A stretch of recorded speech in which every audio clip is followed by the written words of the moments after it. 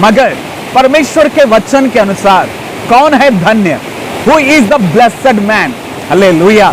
जी हाँ, परमेश्वर का वचन आप जैसे सोचते हो ऐसा नहीं है, हम जैसा योजना बनाते हैं उस तरह परमेश्वर का वचन नहीं है, या हमारे ख्यालात जैसा है उस तरह परमेश्वर का वचन नहीं है।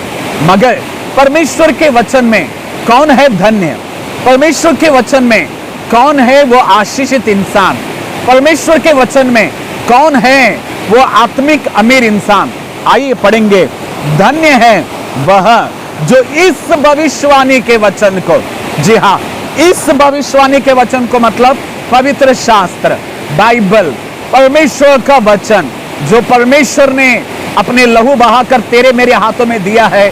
कई संतों के कुर्बानी के वजह से परमेश्वर का शास्त्र, पवित्र वचन आज हमारे हाथों में है।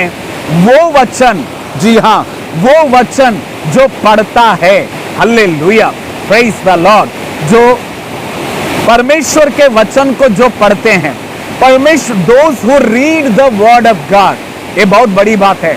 आज कई लोगों के हाथों में बाइबल तो है मगर पढ़ते नहीं हैं।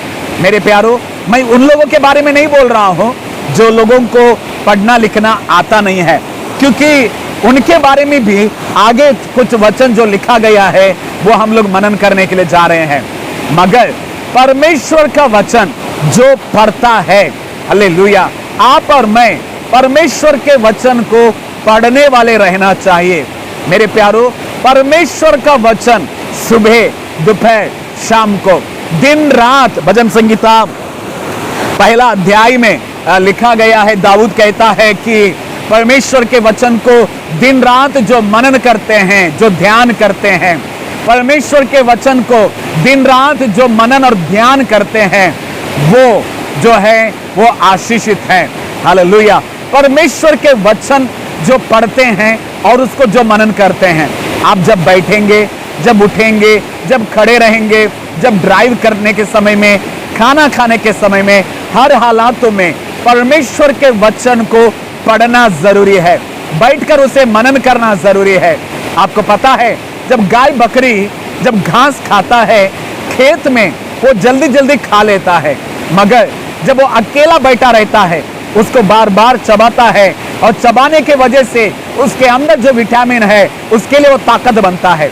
और हिमालय में भी कई साधु लोग, जो लोग हैं, योगा करते हैं और वे लोग चुपचाप मनन करते रहते हैं। जी हाँ, परमेश्वर के वचन में पहले ही लिखा गया है कि उसे पढ़ने वाले, उसे मनन करने वाले धन्य है। ये मेरा दूसरा भाग है। पहले भाग में हम लोगों ने देखा परमेश्वर का वचन खुद भविष्यवाणी है।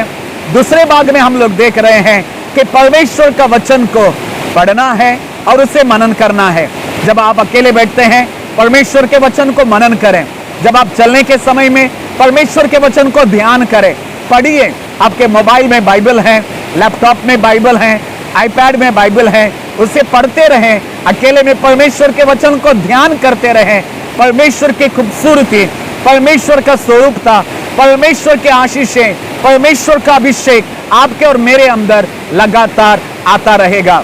तो इस समय में हम ये सीख रहे हैं कि परमेश्वर का वचन हमें पढ़ना है और उसे मनन करना है। God bless you.